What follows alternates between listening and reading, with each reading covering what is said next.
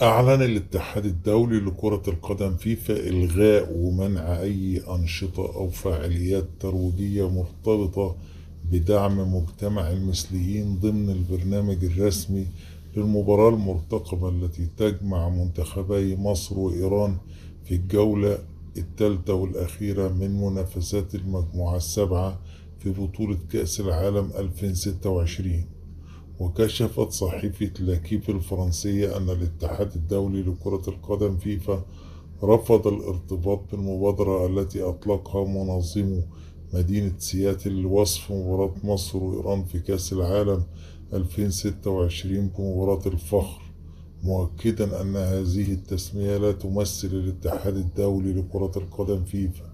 وأوضحت الصحيفة أن فيفا شدد على أن أي فاعلات أو احتفالات مرتبطة بالمبادرة ليست جزء من برنامجه الرسمي، وأن المباراة ستقام دون تنظيم أنشطة رسمية داخل الملعب تحمل هذا الوصف. وفي السياق ذاته أصدر الاتحاد الإيراني لكرة القدم بيان رسمي كشف فيه تفاصيل المراسلات الأخيرة مع الاتحاد الدولي لكرة القدم فيفا بشأن بعض الجوانب التنظيمية المرتبطة بمباراة منتخب إيران أمام منتخب مصر في كأس العالم 2026.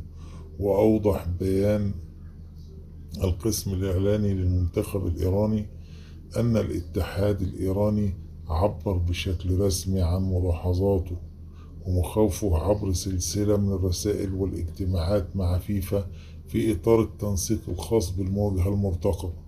وأشار البيان إلى أن الاتحاد الدولي لكرة القدم أكد لمنتخبي مصر وإيران أنه لن يتم تنظيم أي فعاليات أو أنشطة ترويجية مرتبطة بهذا الموضوع داخل الملعب أو ضمن البرنامج الرسمي للمباراة، مع السماح في الوقت نفسه بحضور جميع المشجعين دون تمييز.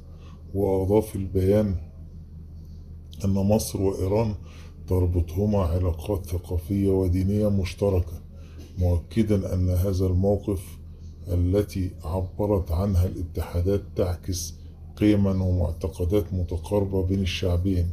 بينما دعا البيان الاتحاد الدولي إلى مراعاة آراء المنتخبات المشاركة عند اتخاذ القرارات المتعلقة بأجواء المباريات والفعاليات المصاحبة لها، بما يضمن احترام خصوصية كل طرف.